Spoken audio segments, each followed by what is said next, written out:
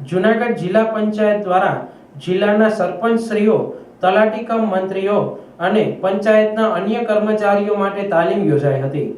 આ તાલીમમાં સરપંચની ફરજો અને જવાબદારીઓ, ગ્રામ પંચાયતના ખર્ચ અને બેઠકો સંબંધી અગત્યની કાર્ય પદ્ધતિઓ, વિવિધ સરકારી યોજનાઓ, કરવેરા વસૂલાત, નવીન આકારણી, પંચાયત એડવાન્સ ઇન્ડેક્સ, મનરેગા, સ્વચ્છ ભારત મિશન, પીએમવાય, NRLM, સરકારશ્રી દ્વારા પંચાયતોને વિવિધ કામગીરી બદલ પ્રોત્સાહન પુરસ્કાર સહિતના વિષયોની માહિતી અપાઈ હતી। ઉપરાંત પંચાયતની મિલકતોની સંભાળ, ગામતળ ગૌચર વ્યવસ્થાપન, પંચાયતની મિલકત અને ડેડ સ્ટોકની જાળવણી, બાંધકામોની જાળવણી તથા આપત્તિ વ્યવસ્થાપન સંબંધિત મુદ્દાઓ પર પણ તાલીમ અપાઈ હતી।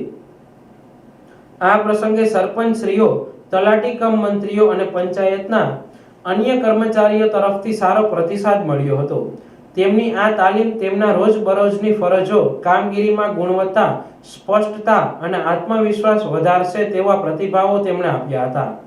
અત્રે ઉલ્લેખનીય છે કે જૂનાગઢ જિલ્લામાં નિર્મળ ગુજરાત 2.0 અભિયાન અંતર્ગત જિલ્લા કલેક્ટર શ્રી જૂનાગઢની સરપંચ સંવાદ દરમિયાનની સૂચનાઓને જિલ્લા વિકાસ અધિકારી શ્રી જૂનાગઢના માર્ગદર્શન હેઠળ જૂનાગઢ જિલ્લાના તમામ તાલુકાઓના ગત ચૂંટણીઓમાં ચૂંટાયેલા નવનિયુક્ત સહિતના તમામ સરપંચશ્રીઓ, તલાટી કમ મંત્રીઓ અને પંચાયતના અન્ય કર્મચારીની તાલીમ યોજાઈ હતી।